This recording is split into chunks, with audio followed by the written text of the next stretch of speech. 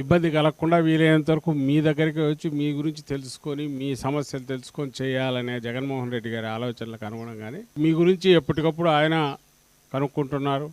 అలాగే శారీరక వైకల్యం వల్లనో మానసిక వైకల్యం వల్లనో మిగిలిన వాళ్ళతో పోటీ పడలేని వర్గాలను కూడా మనమే 4 అడుగులు కిందికి వెళ్ళి వాళ్లకు సమానంగా అవకాశాలు ఇవ్వాలనే ఆలోచనలో భాగంగానే రిజర్వేషన్ల పెంపు కానీ ప్రభుత్వమే ఒక నిరంతర ప్రక్రియలాగా ఎలా ఇవ్వాలనే దానికి ప్రయత్నం చేశారు జగన్మోహన్ రెడ్డి గారు. ఎలా ఆపాలని కాదు, ఎంత పర్సెంటేజ్ ఉందంటే రిజిడిటీ కాకుండా దానికి కొంచెం అటో ఇటో ఉన్నా కూడా ఇవ్వడానికి ప్రయత్నం చేద్దాం.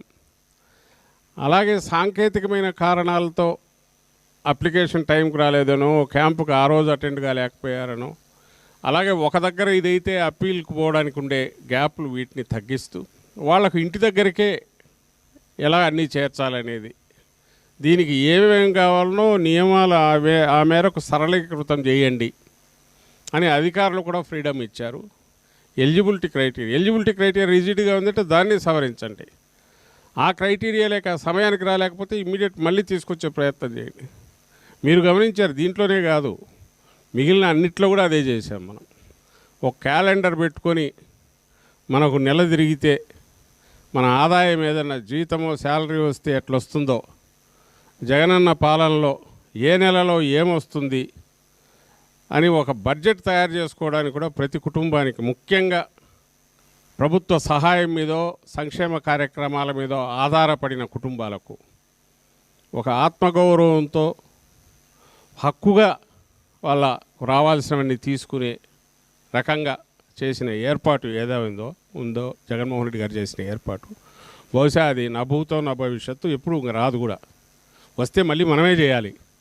వైఎస్ఆర్ కాంగ్రెస్ పార్టీ అట్లా ప్రజల్లోంచి వచ్చిన పార్టీ, ఈ రోజుకు ప్రజల్లో మమేకమైన పార్టీ కాబట్టే నాయకుడు దానికి తగినట్టే దిశానిర్దేశం చేశారు కాబట్టి మనం ఎప్పటికప్పుడు అంత తక్కువ కాలంలోనే అంత రిజల్ట్స్ చూపగలిగాం. జగన్మోహన్ రెడ్డి గారు ఓడపోసి వెతికి జల్లెడబట్టి ఇంకా ఎవడన్నా మిస్ అయ్యింటే ఎలిజిబిలిటీ ఉండేవని ఎట్లా పట్టుకొని రావాలని ఆయన చూస్తే ఈయన ఏ రకంగా కట్ చేసుకుంటూ పోవాలి, జల్లెడబట్టి ఒక్కొక్కరిని తగ్గించుకుంటూ రావాలనేది చంద్రబాబు నాయుడు గారి ఆలోచన. ఆయన సంక్షేమం అంతా ఇలాగే ఉంటుంది. ఆయన సంక్షేమం ఆయన వాళ్ళ కోసం సంక్షేమము. ఏ సంక్షేమాన్ని అయితే ఆశించే వర్గాలంటే వాళ్ళకు సంక్షోభం.